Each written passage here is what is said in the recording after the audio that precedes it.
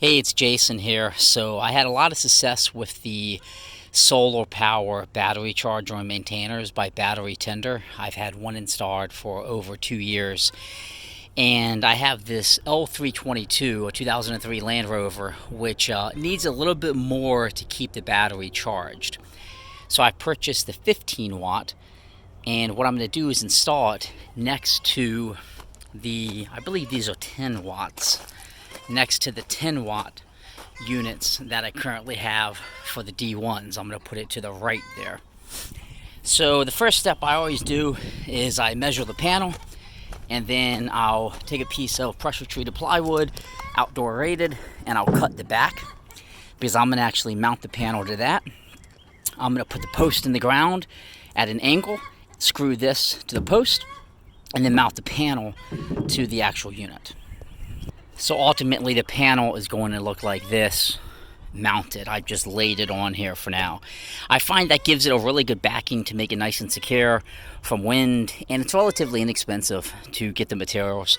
The 8-foot post, which I will cut down I'll probably cut it down to 6 feet, put 2 feet in the ground and 4 feet out of the ground. And then the plywood, I think the materials are like $22. And then I already had a saw. And then what I do is I buy the quick disconnect extension cable, so that way I can have this 12 feet from where I need to plug it in. So that's the first step. Get the panel, get the wood, make the backing.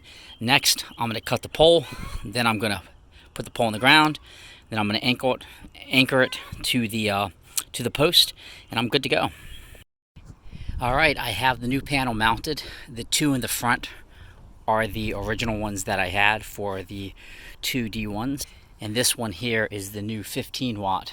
You can see it's much taller. I mounted it a little bit higher because I wanted to put it behind these two.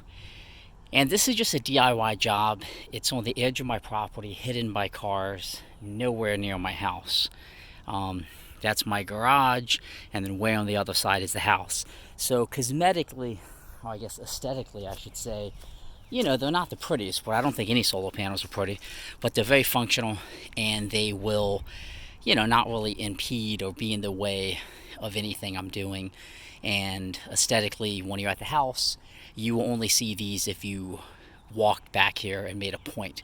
A lot of things don't happen back here on this side of the property. You can see I have chickens and other stuff as well, so I'm not too concerned about it. If I lived on a small lot, I probably would have mounted these like on top of a garage and discreetly ran the cable down, but I wanted something that I could monitor, very easily see the lights on them, and clean them when needed, and this will serve the purpose quite well. So very easy to do. I think it was $119 for the one all the way in the back, and the other ones were like $79. But they keep those two cars under the cover perfect, and this L322. And if you have Land Rovers, you will know that they are very finicky with low batteries, and I don't want to have to deal with not being able to drive one of these cars when I want to. Thanks for watching.